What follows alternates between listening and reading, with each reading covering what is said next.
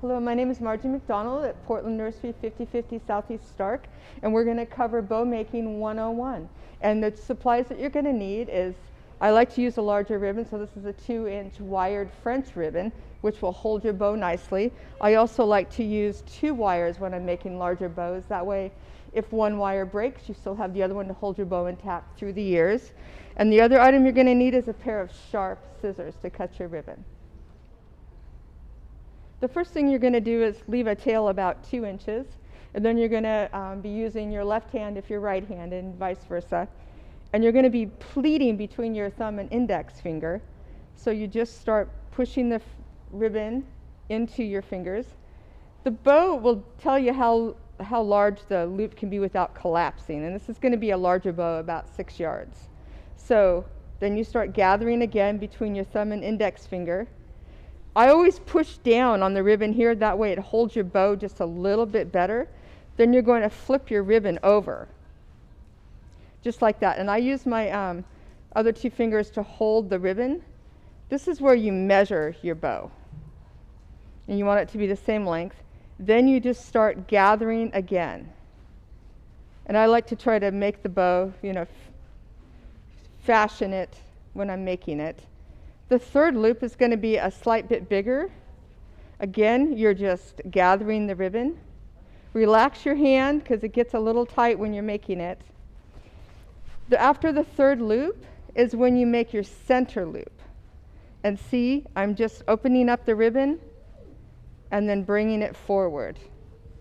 Your ribbon will twist up a bit, just open it up. You want that third loop to be about in scale, about 2 inches. Again, you just gather, which is going to put the ribbon towards you again. Then you flip the ribbon over.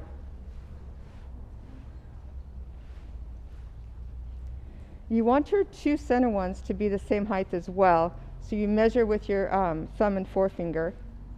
And then you gather, relax your hand, and you gather again. So now you're going to scale down.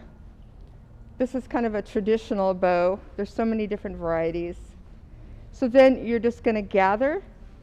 You're just pushing the ribbon between your thumb and index finger. And just relax your hand. The ribbon's going to be on the close to you. You're going to flip it over again. And then you measure it. And gather. That's going to give you a really long tail. I like to have 3 tails when I'm doing this. I like a larger bow.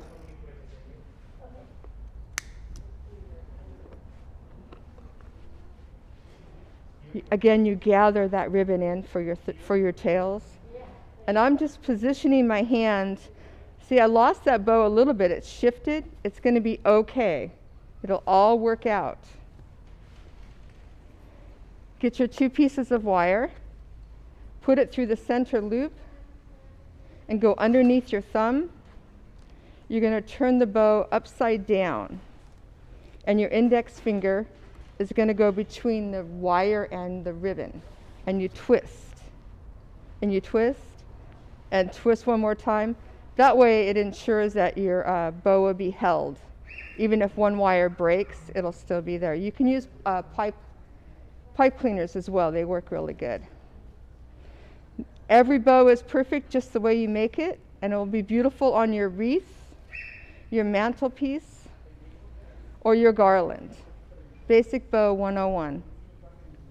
Thank you again. This was a quick tutorial on making bows. And if you have any questions, just give us a call or stop by and see us. We'd love to see you.